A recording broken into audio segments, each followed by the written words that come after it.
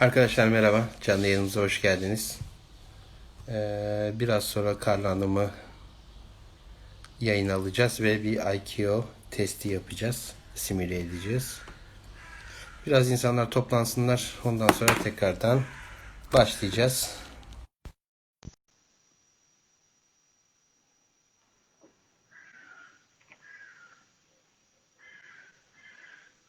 Hello ma'am. Hello, very good morning. Actually, this is afternoon in Turkey, but it's still okay. How are you? I am doing great. What about you, ma'am? Fine, everything is fine. A bit cold, but it's fine. Okay, Happy perfect. to be here, very happy to be here. Thanks for attending here. Please accept our sincere gratitude for accepting our offer and making such kind of program because we believe that it really is going to add value to the pilot training. Great. So just before starting, ma'am, if I may, I would like to concisely explain what we are going to do in Turkish very concisely. Please, no offense, okay? Then I will switch to the English. And meanwhile, people are going to attend, and we are waiting for, because as we advertised, it will start in 1600. So I will repeat myself in Turkish what we are going to do. Then I will switch to the English again. Then thanks for understanding me. Arkadaşlar merhaba, hoş geldiniz. Bugün itibariyle bir ICAO English Level Exam yapacağız. Burada bölüm bölüm gideceğiz ve burada bir role playing yapacağız. Role playing'den kastımız da şu. Ben halihazırda Airbus pilotuyum. Lakin PPL öğrencisi gibi yapacağız bu işi. Ve size buradaki amacımız şu. Yapacağımız sınavı ve sınavın özelliklerini bir görmeniz, bir nevi bir mock test olacak. Küçük bir test olacak. Eğer uygun görürseniz ara ara ben Türkçe yine bulunacağım. Ama İngilizceye çeviriyorum. Okay, I'm going to switch to English again, ma'am. This is another explanation for, let's say, the English listener, let's say. That what we are going to do here to show how the ICAO exam goes, and with help of our examiner Carla, and he is going to play the examiner role as she is examiner actually, and I am an Airbus pilot, but I am going to play a PPL student role. Okay, and just think about that. I am a pilot trainee who is about to start the training, and then I am going to play this role. The aim of this live stream is to show how the IQ exam goes. Okay, and we are going to discuss pros and cons in the end and in the middle. If it's needed, we are going to explain with the help of Mrs. Carla which answer could be good or bad or something like this, and there will be some, of course, deliberate mistakes, and sorry for my fractured English in advance. Okay. Your Okay. English is perfect. Thank you, ma'am. So, just starting from this point, after a concise explanation, what I would like to ask, can you introduce shortly yourself, ma'am, if it's possible? Of course. Thank you so very much. Well, my name is Carla BISSONI. I'm a teacher of English from Buenos Aires, Argentina. I have been working in the aeronautical field for about 10 years, a little bit more, perhaps. I am an ICAO rater. I'm an ICAO 6. And I have been working mainly for airline pilots here in Argentina, Aerolíneas Argentinas pilots, LAN Argentina pilots. And also I train general aviation pilots, executive pilots, chopper pilots. So I'm also cabin crew member, a licensed cabin crew member, and I train cabin crew members and dispatchers. Okay, perfect. It seems lovely and very experienced aviation experience, let's say. And for those who just joined our live stream, to make a concise explanation. Again, I will repeat myself time to time. Okay, we are going to make an mock test, a small IQ test to show how it goes before, it is the IQ test is the test for pilots, even for training or professional pilots. Let's say airliner is needed to take two. Okay, so we are going to have three sections, and the first goes general, and second goes read back, and the third goes for picture description and so on. And then we are going to put it up and make some comment with the help of Carla. Then we are going to explain and enlighten the difficulties and the most common mistakes and so on. So, ma'am, floor is yours. Are you ready? Yeah, so. Okay, very good. So let's start with the first part of the examination, the personal introduction. Okay, so what I'm going to ask you to do is first, I want you to talk a little bit about yourself, your name, your age, where you're from, and then I'm going to start asking you questions. Okay? Okay, perfect. I will do my best. Yeah, I know that you will, so don't worry. Tell me a little bit about yourself. Tell me your name, your age, where you live, just a little bit. Okay, ma'am. My name is Önder İsmet İSTEKLİ, and I am planning to participate to pilot training, and that's why I am here. I'm 37 years old and living in Turkey, and my dream is to become a pilot. Very nice, very nice. Okay, so how did you become interested in aviation? Actually, this is a long story, but I will cut the long story to the short. It could be very classic answer, but this is my childhood dream. And even though I'm 37, I'm just trying to follow my dreams. And somehow the aviation and the skies is symbolized the freedom for me. And that's why I would like to continue my career in aviation as a pilot. Very nice. And how do your family feel about you becoming a pilot? Actually, it's when I speak with them, they are pretty surprised because due to my age and the former career, it is a dramatical change, we can say. But I believe people need to do and we need to work in the environment that they feel happy. And that's why I would like to follow my dreams. Of course, when it comes to the mom and parents, especially, they get surprised and a little bit concerned, I could say. But in the end, I persuade them that it's okay, and I will see how it's gonna work. Very good, very good. What aircraft would you like most to fly? Uh, Actually, this is a very good question. As I told you, I didn't have a chance to fly before, but I have some friends. And what I feel, sorry for my humble opinion, but I would like to go for Airbus. That's my dream. Okay, very good. So you like One the day, fly by wire? yeah, one day, hopefully. Sightseeing and. Very Yeah. good, very good. And what is the best thing you think about being a pilot? What do you expect? Actually, what I told you before, I'm just starting my training and I have very limited experience in aviation. But what I see on the ground, and you know, before participating such training, you need to balance or you need to assess every aspect. Yeah. So that's why I believe the best thing is from my side is I hope I am going to do what I like to do and following my dreams.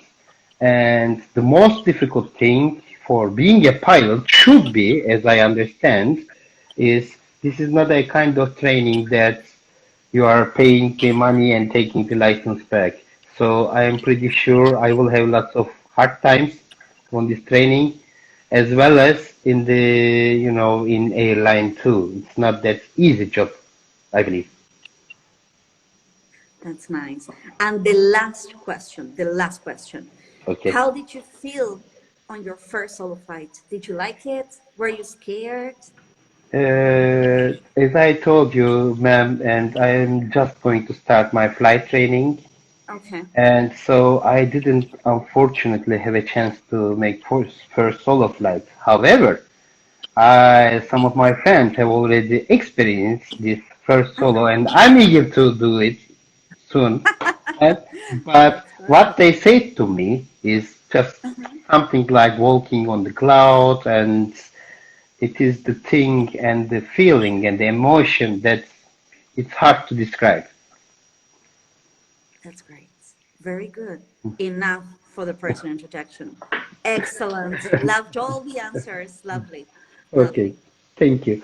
And let's make a break in the first, if it's possible, and let's explain the introduction again.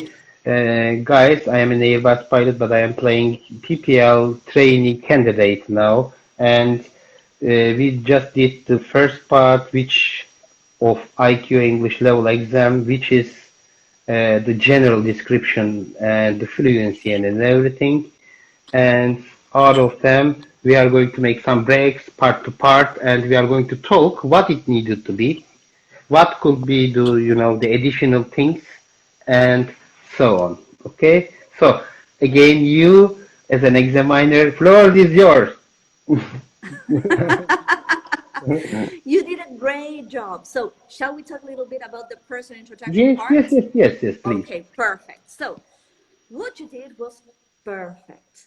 What pilots should remember about the personal introduction is first, keep it professional. Don't talk about your personal life too much. Okay, it's not the idea. This is an examination for pilots. Okay, so you're not supposed to be talking about your personal life. And for example, in this case, this pilot in front of me, he didn't have an experience flying. He's just starting his training. But he managed to answer the questions anyway by using lovely vocabulary, imagining a situation, a scenery, okay, behind the answers, which was great. Also remember, please, that the person introduction part is for us teachers to check if, for example, I'm asking you a question in the past, like the last one, like what happened on your first solo flight, how did you feel about it? What I am expecting is for you to use the simple past tense, okay? I don't want you to talk about the future. For example, you did it, but it was great because you explained to me in the past that you didn't fly, which is perfect. So what your expectations will be is just a great answer. But the question that we are checking is interaction, mostly, okay? Your grammar, your vocabulary, but the interaction. If I ask you something in the past, can you answer using the past? If I ask you something about your future, can you use the future tense? That would be the idea for the person introduction. Don't expect the person introduction to be too long. It's just like a warm-up, okay? We want you to sit down in front of us, relax if that is possible, because we know that you are very nervous, okay? So we want you to wind down a little, relax, start feeling comfortable, because that is the idea of the examiners. We don't want to make you feel bad. We know that you are nervous, okay? So don't expect it to be too long, and just play along with us, all right? If we ask you something in special, answer that. Don't just start talking about something else. And I have to say this, due to my experience training pilots, answer what we ask you. Because most of the times you just want to talk and tell us a lot of things about you, and you don't answer what we are asking you. So in that case, just in case, ask, okay, can you please say again? Or if you're not sure, or please say again, would you repeat the question, so that you don't start talking about something that we didn't ask you to talk about, okay? But this PPL did a great job. Okay, perfect, lovely. And if I may, I would like to add something, Of ma'am. course. Okay, to make a concise outcome. to become a professional answers. Don't just dig into the personal details, which is not the out of scope of this exam. And it's mainly depending on interactions and grammar, because this is a warm-up and let's say icebreaker. The first part goes like this, and if the question is asked in past tense, I'm just, how can I say, giving a concise, the explanation, deriving from your comments to just repeat. For example, if you ask the question in past tense, and so the answer needed to go in past tense too. And just a small adding to that, with my humble experience, sorry for that. Sometimes it's hard to understand how the question goes or what is expected. So what we do advise to our pilot trainee is that if you have hard times, just use block and bridge technique. Like, for instance, the question was, how did you feel about your first solo flight? You could be the one who has no flight experience. So how are you going to answer this question? You can say, as I did, okay, unfortunately, I'm not fortunate enough to perform my first solo flight. However, I blocked. However, bridge, one of my friends who has experienced this, blah, blah, blah, blah. I mean, just a small tips, but as you said, the answer needed to go. Use this tactic if you are stuck to it, okay? But answer the question directly, what is asked, okay? Short, precise, shoot it. That's it.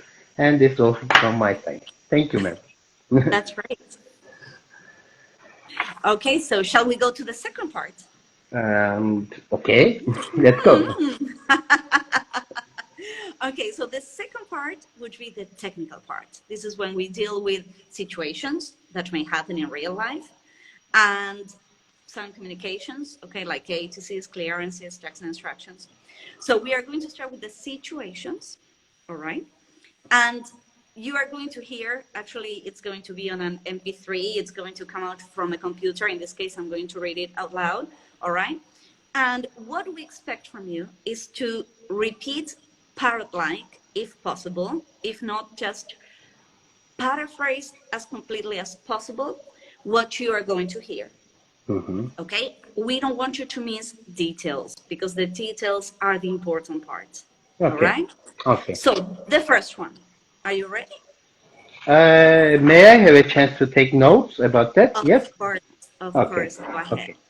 So the first one. Captain, we have a very serious problem. One of our crew members found a suspicious object in the aft galley. So, do I need to paraphrase it, right? So, you have to paraphrase, yes. And I am playing the captain role. Mm-hmm. Okay.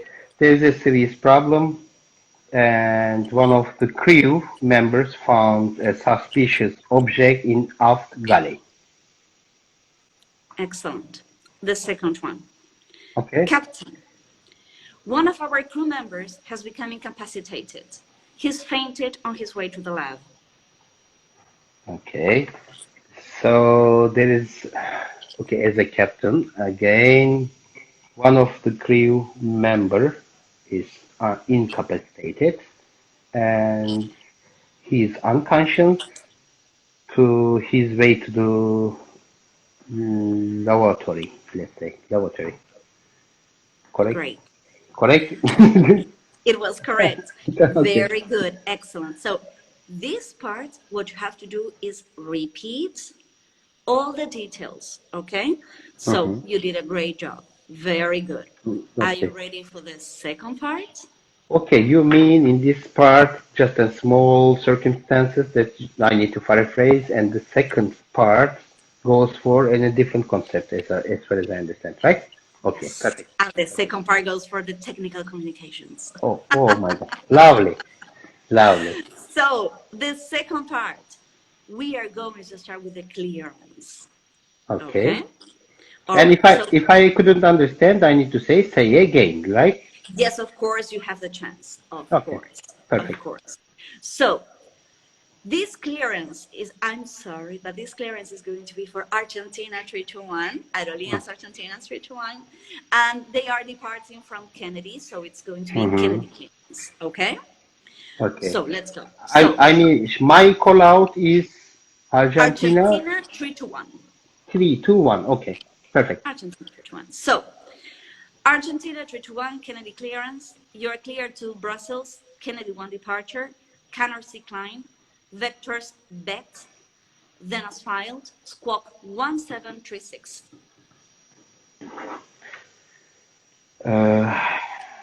Kennedy clearance, Argentina 321, and clear to Brussels, Kennedy 1 departure, vector beta, then as filed, squawk 1736. Good. Now we're going to the taxi instruction. All right. Okay. This is going to be Argentina 321 heavy as well. And the one that is going to talk to you is going to be Kennedy ground. Okay. All right. So Argentina 321 heavy, Kennedy ground, continue on the runway, turn right on Zulu Alpha and hold short of Yankee Alpha. Kennedy ground, Argentina 321 heavy. Can you say again? Sure. Argentina 321 heavy, Kennedy ground, continue on the runway, turn right on Zulu Alpha and hold short of Yankee Alpha. Okay. Kennedy ground, Argentina 321 heavy, continue on the runway, turn right on Zulu Alpha and hold short of Yankee Alpha. Now we are going to listen to an ATIS. From these ATIS, what I want you to write down is the wind, direction, and speed. Wind direction. Wind direction and speed. I want you to write down the altimeter setting. Altimeter. And I want you to... You mean altimeter setting in... Okay, altimeter setting. Let's say. Okay. Altimeter setting. And please, I want you to write down the approach runways. Approach runways. Okay. So this is Kennedy International Airport information, Charlie 1551 Zulu, wind 220 at 6, visibility 10, ceiling broken 2100, broken 17000, temperature 22, dew point 20, altimeter setting 29093. Approaches are being contacted on ILS 22 left, ILS 22 right, departing runway 22 right, notice to the airman, runway 4 left, rails out of service, birds in the vicinity of the airport, numerous cranes in the vicinity of the airport, and read back all runway hold short instructions. Oh, perfect. Okay. So the wind direction is 220, speed 6 knots, altimeter setting to 993, approach runway 22 left, 22 right, for departure 22 right. Congratulations. Okay. For just making and put in small comma about that. Are you in the exam? Are you informing the exam candidate or pilots for the question that you are going to ask, or you are just giving the ATIS and then asking the question? I mean, what I am trying to say, did they know what they need to focus on in this ATIS? It depends on the place where you're going to sit the examination, but as far as I know, most of the places, they let you know beforehand. So that you know where you have to concentrate. Okay, perfect. Perfect. So in that case scenario, because ATIS is very long, actually, it's hard to catch everything and in every detail. And so it will be easier if you know that's what is going to be asked. Okay, perfect. Okay. Yes, it's true. So shall we comment on this? Yeah. It will be great because I will just go to step-by-step approach to give the small comment after you, of course. And what we did in the first part is the general questions, like the warm-up or icebreaker, whatever. What we discussed is needed to be professional, concise, and precise, let's say. Now we jump to the second part. Second part goes for two subcategories. The first one goes some circumstances you need to paraphrase, like incapacity and blah, blah, blah, blah. And the second part goes for technical readback. So what we did is this. And just a small reminder again, this is a kind of role play and the mock exam.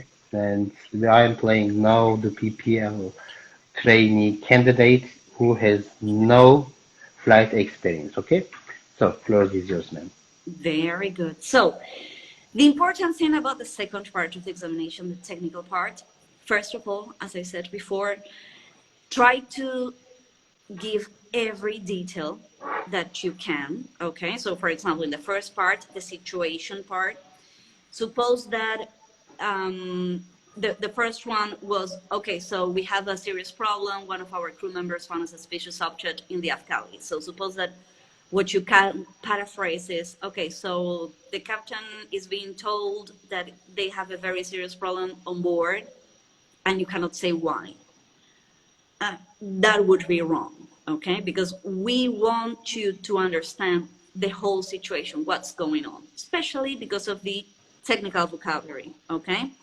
So remember, you have to give all the details. It doesn't have to be parrot-like if you don't have such memory that you can remember every single word in the correct order. But when you paraphrase, try somehow to give all the information, okay?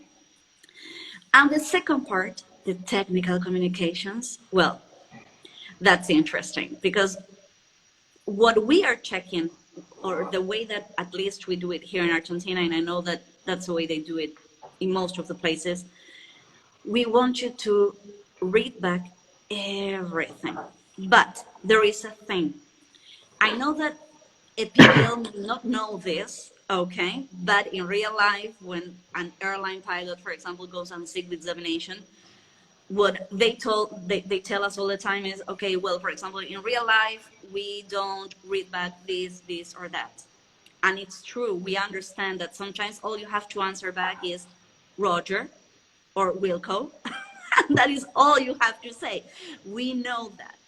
The thing is that at this examination, we are checking language. We are checking vocabulary.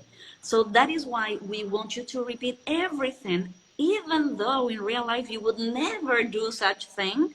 We know, we understand, but we need to check your English. So you have to repeat everything, okay? Another important thing, this is coming from my experience as a training teacher.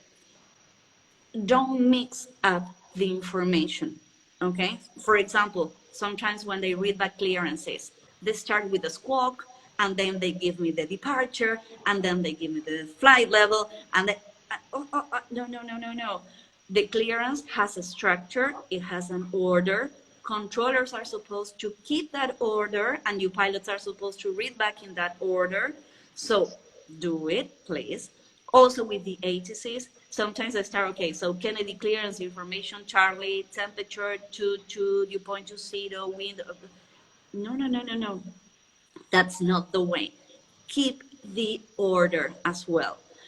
Why do I say this? Especially, for example, to my students when I'm training them. You have to try to be friendly with the examiner who is in front of you. If you change the order and I'm listening to you, I'm going to be like shocked, okay? So I don't know if I'm going to be willing to be here in the 80s in a disorderly way. I want to hear it in a certain way. So if you start anywhere else, I don't think I'm going to like it. And another thing that this PPL pilot did not do, thank God, but some of my students, for example, they do, and I tell them that I don't like that at all, is, for example, when they have to read back ATCs, they just give me numbers. So, for example, it's 2206, 10, 2100 broken, 17,000 broken, 2220, 29. Okay, no. That is not the way you should you should do a read back from an ATIS on an examination. So you have to say for example, wind 22 at 6, visibility 10, broken, ceiling broken, okay, or temperature to dew point to 0. Don't start throwing numbers at examiners. That is not nice, okay? So as our PP pilot here said before, you have to sound professional, all right? And being professional is also giving a nice exam, okay? Showing that you know in a nice way. That is professional as well, okay? So I don't know if our PPL pilot would like to add something else. Actually, if I may, sir, ma'am, and to just make a concise explanation what you have advised, and just this is, as you said, this is an English. This is not an English exam actually. This is aviation English exam. So there is some certain rules and phraseology that we need to follow.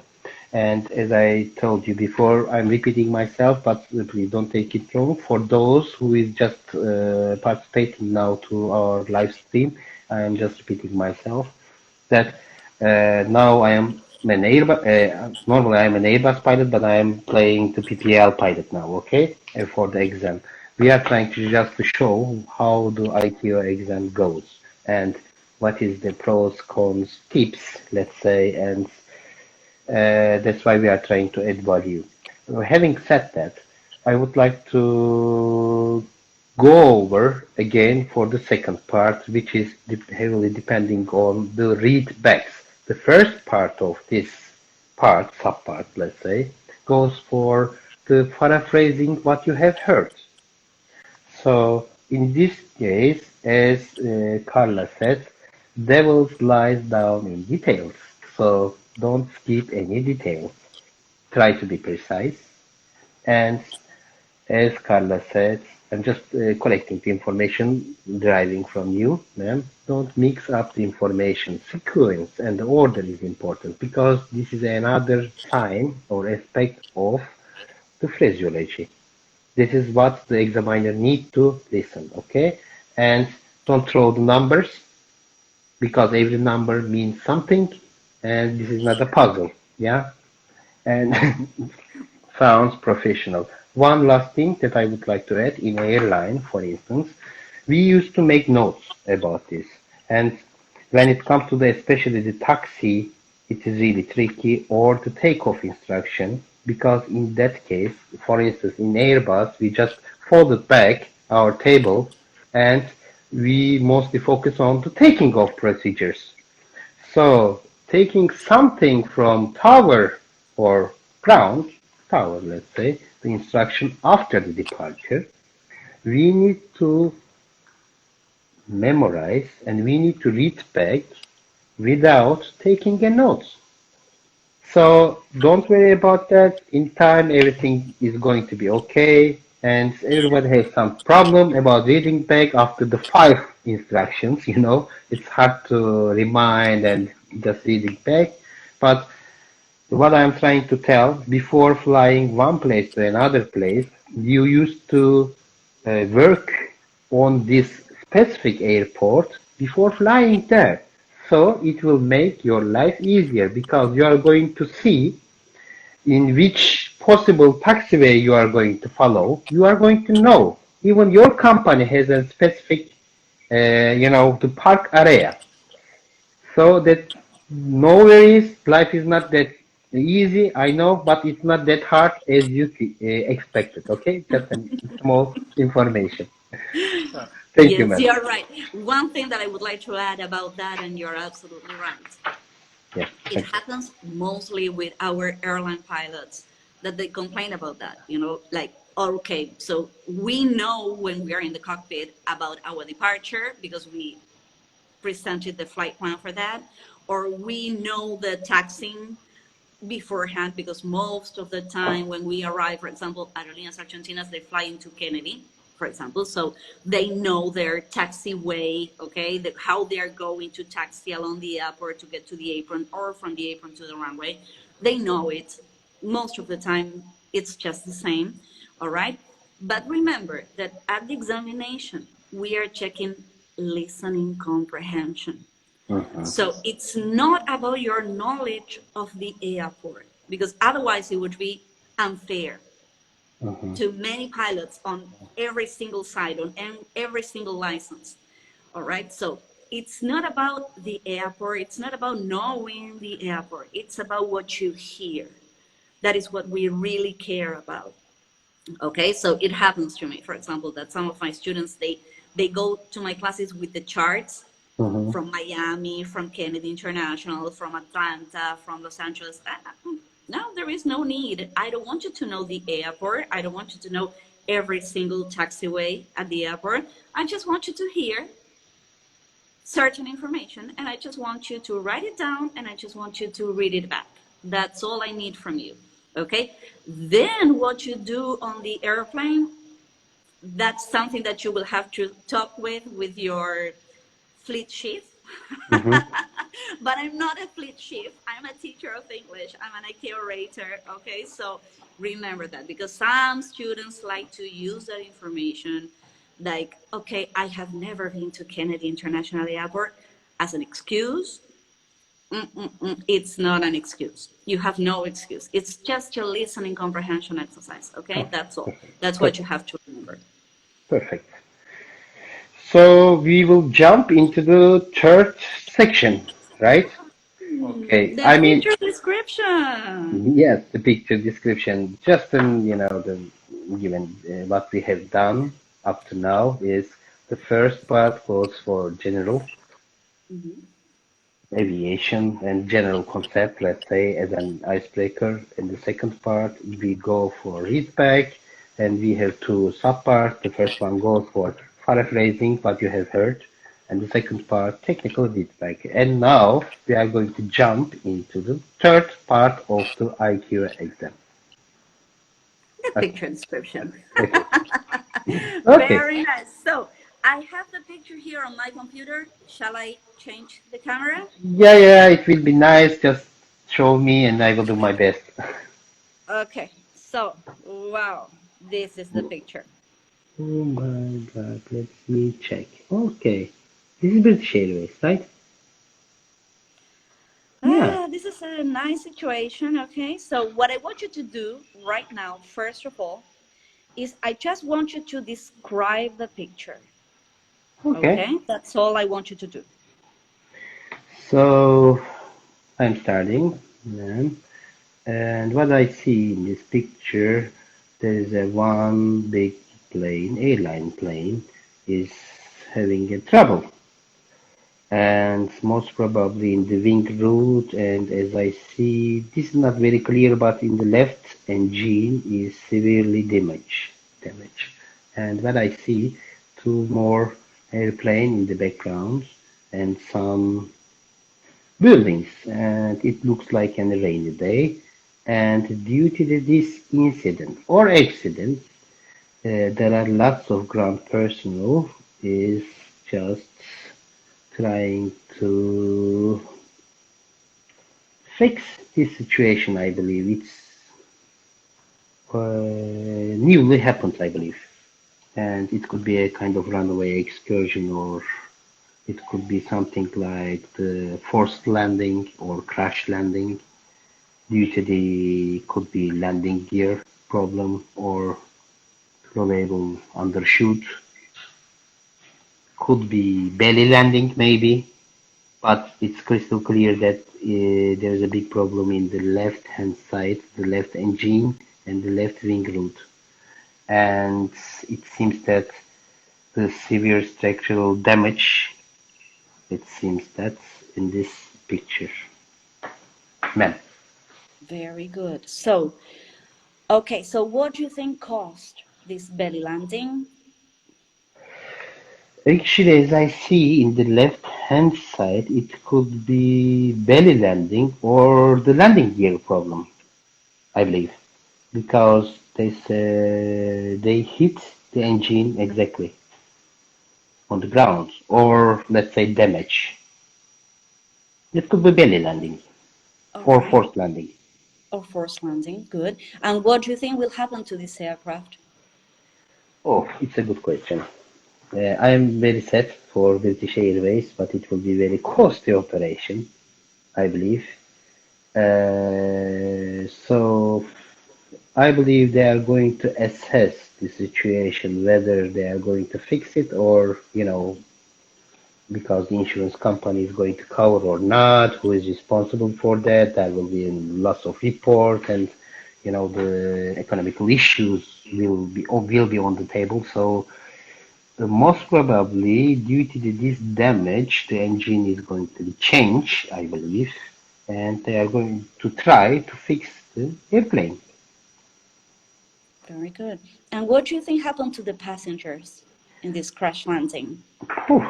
When it comes to the passenger, as I see in this picture, I believe the passengers are not evacuated yet because all the doors are closed, and so maybe this is newly happened.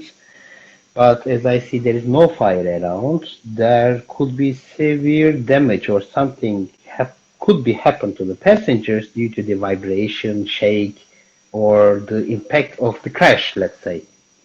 But I didn't see in this picture no smoke, no fire around, so I believe there is no that much dramatic, let's say, situation when it comes to the passengers. They are going to be evacuated soon, I believe. If it's full of passengers, of course. Very good. And one last question. Suppose that you're in a situation in which you have to choose the best one. Either having a nose landing gear problem or having a main landing gear problem. You have to choose the best situation and you have to explain why. Okay, just making for a phrase, I have two options that I have a nose landing gear problem or main landing gear problem, right? Mm-hmm. I would like to prefer the third option without any problem with landing gear. However, as you said, I have only two options. Definitely, I will go for nose gear, landing gear problem, because mostly airplanes carries the fuel in the wings, right? So, Okay. I mean, in any aspect of crash or any crash could ended up with fire, but the fire is really dangerous. So, with my humble experience, I am going to choose the nose gear landing problem 100% comparing to the main landing gear problem, because if you have a nose gear landing problem, so you don't have a nose gear, okay, but Mm-hmm. at least you will have a stabilized belly landing. Otherwise, if you have a problem with a main landing gear, right or left, Mm-hmm. it is hard to keep stabilized in the flare or in the landing or in the approach or even in the run on the runway when you touch the runway. And as I told you, as a second reason, it could be a little bit problematic comparing to the nose landing gear problem when it comes to the main landing gear problem. As I mentioned before, ma'am, mostly the fuel goes with the wings, which is the side of the main landing gear. So we will try to, it will be more reasonable to keep these areas, the tanks of the wing tanks, let's say, more safe. Very good. Very good. That would be it. Very good. Very good. Excellent. I'm just keeping the picture so that I can point out certain things, but you did a great job. I really liked your picture description. It was very nice. So, can I say Yes. a few things about the picture description? Yeah, just turn on to you and turn the camera to you, please, ma'am, if it's possible. Okay, all right. Okay, a second. Okay, here I am. Okay, perfect. So, the picture description part was very nice. The picture description part depends on where you are going to sit the examination is going to be different. Okay, there are some places in which you will have to describe two pictures. They are related to one another. They are, for example, the before and after okay, of the same situation. And what you have to do is, in a minute, you have to give as many details as possible about the two situations, all right? In our case, where I work in APLA, in Argentina, what we do is we just give you one picture, like the one that you have just seen, and we give you something like a minute and a half or 2 minutes to describe the picture, but just one picture, okay? Okay. The main reason for the picture description at the examination is for you to show off, to boast all the technical vocabulary that you know. So what I always tell my students is, don't talk about something else. Suppose this is not the case due to the kind of picture that we have just seen, but sometimes you can see, I don't know, an airplane that had to crash land in a forest, let's say, okay? And so many pilots are tempted to start talking about the trees that they can see surrounding the aircraft, or I don't know, or the birds that they can see on the trees. And that is not what we are looking for. This is not another type of examination. This is a very technical examination for pilots. So what we are looking for is technical vocabulary. So another thing, I wouldn't say that it's always the case, but mostly, I would say, the kind of picture that you're going to see is a picture in which you're going to find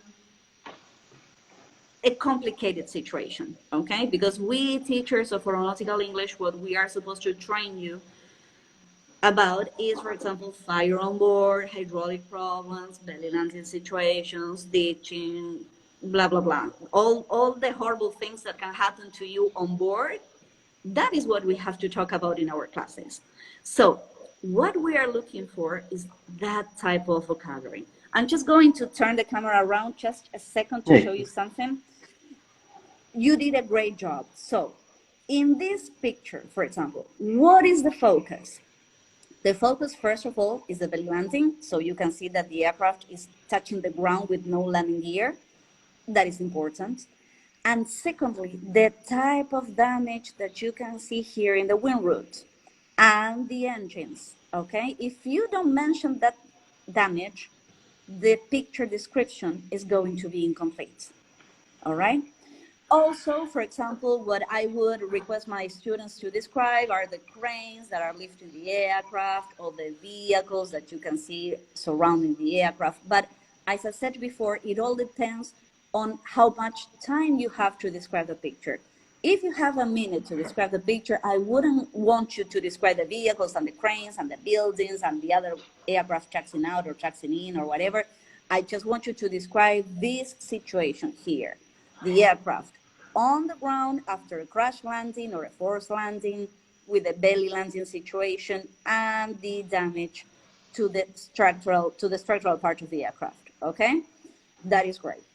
Oh, sorry. If you have a little bit more of time, yes, then I would ask you to describe the vehicles, the cranes, the weather. Sometimes this is not the case with this picture, but sometimes, I don't know, you can see an overrun situation and you see that the runway is wet. So you know that one of the possible causes for the overrun situation is the wet runway, the contaminated runway. So those details I want you to describe. Now, one more thing about the picture description, which was great. Suppose that you are given, let's say, 1 minute and a half, 2 minutes to describe the picture. If what the examiner is telling you is, please describe the picture, please describe the picture. Because sometimes students are tempted to start talking about they start imagining a situation. So for example, the captain was distracted. He was having a cup of coffee when, let's say, they had a problem with the landing gear and he didn't realize, oh, no. We don't want the story behind the picture description. We just want the picture description in itself. Okay? I always tell my students here in Argentina, if after describing the picture, the examiner is looking at you like, okay, and what else? Then you will have to start making up a story about it, most probably. But we do that because there is something that we are not quite sure about. you know that the difference between an ICAO 4 and an ICAO 5 is blurry, okay? It's not a very concise difference. So if we want you to keep on talking, despite the questions that you may be asked afterwards, is because something is not very clear, and we want you to keep on producing in English so that we can make up our minds whether you are an ICAO 4 or you are an ICAO 5. Okay? When you are an ICAO 6, it's like this. It's very simple for us examiners to realize who is an ICAO 6. But the 4 and the 5, it's rather blurry. Okay? But just that. Concentrate on the vocabulary. Talk about the plane. Okay? The plane is the main focus of the picture. All right? As our pilot here did, was a great job. Concentrate on that. Okay, don't just start talking about something else. Okay, that would be on my part. Okay, perfect. So just jump back to summarize process again as we did for the former two parts. And I will again repeat myself, sorry for that, I beg your pardon, ma'am. And we are now trying to portray the IQ English level exam and the technical aviation English exam type, and trying to show the tips, common mistakes, and then everything. And now I am playing in PPL pilot trainee candidate role now, and Carla is the examiner. So what we have done so far, the first part is go for general knowledge, let's say icebreaker. It's not that technical, it's more personal, but it's somehow assessing your certain English level and the vocabulary and the, let's say, the fluency. And the second part goes for the readbacks, okay? And the readbacks goes for the two subcategories. The first one goes with a small paraphrasing some circumstances like incapacitation or something like that. And the second part goes for the technical readback. And the third part of the exam goes for picture description. I believe Carla has already explained in a very detailed way. I have nothing to add to that, but I would like to underline this fact. As Carla said, you have limited time, and the answer needed to go very precise and professional to keep you survive. You can ask this question, okay, I have no flight experience. How am I going to handle this IQ exam? There is books. And so you need to learn the certain phraseology.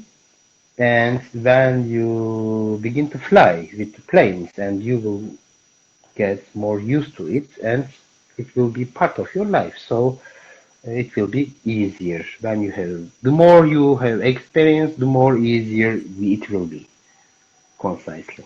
Okay, thank you again, and the floor is yours. No. It's okay. So, as you said, yes, you're absolutely right.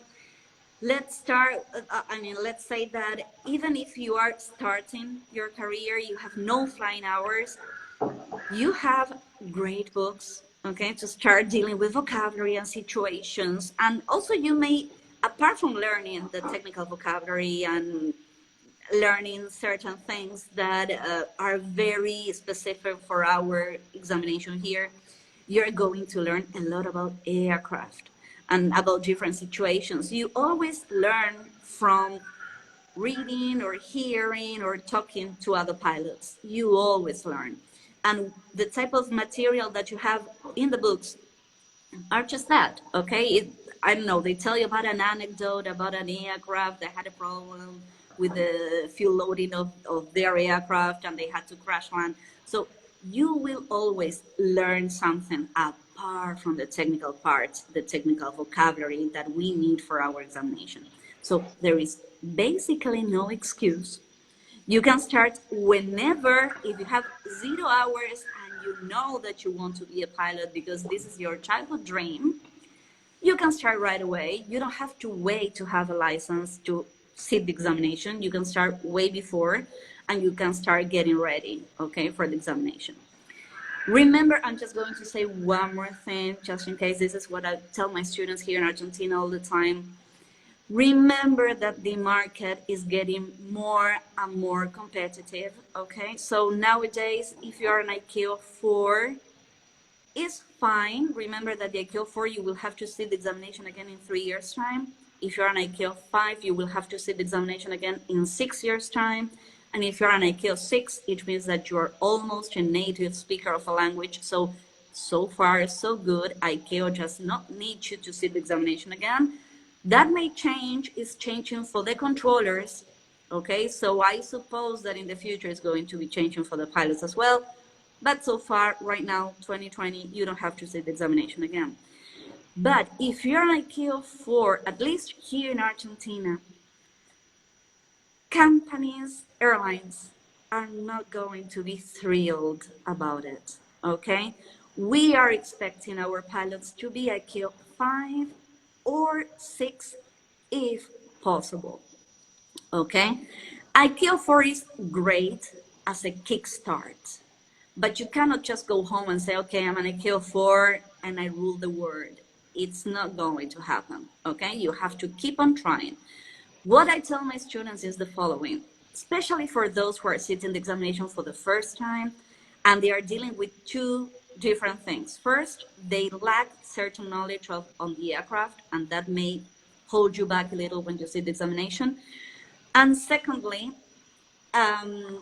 they are afraid of what the examination is going to be about. So perhaps they don't do as great as they should do at the examination for the first time just because they are afraid of it. There is no reason to be afraid of the ICAO examination, no reason at all, but some pilots are afraid of it, okay? So go home with your ICAO 4, let's say that is the one that you got the first time, but don't wait 3 years to sit the examination again. Yeah. Start training as soon as possible to try and get a 5, okay? And when you are a 5, work hard, do your best, and try to get to a 6. It's not impossible. It's not true that you have to be a native to get an ICAO 6. You just have to have a nice level of English so that we, the examiners, think, okay, so suppose that this pilot in front of me, he's 25 years old, his English is beautiful. I think I can give him an ICAO 6, and I don't need him to sit the examination again. And as long as he flies, he's not going to have any kind of problem. We haven't, sorry to interrupt, we haven't now the time, the past, the time limit, sorry for that. We have only 1:30, and that's why to make it the short, long story to the short. We are going to broadcast this record in our YouTube channel. Don't forget to follow. And if you need any professional hands, okay, and please feel free. We are going to take Carla into this video, and you can directly contact with her for if you need any help and any the advice for the ICAO level exam. And as I told you, we are going to save this video into our Instagram TV, and we are going to put it in the YouTube. Thanks for attending, and we are running out of the time, and okay, and we are really appreciated for the effort, and sorry for my fractured English again, and thank you, ma'am. Thank you so very much. It's been a pleasure, and your English is beautiful. See you, and thanks for this opportunity. I loved it. Thank you so very much. Okay, thank you. Bye. Bye-bye.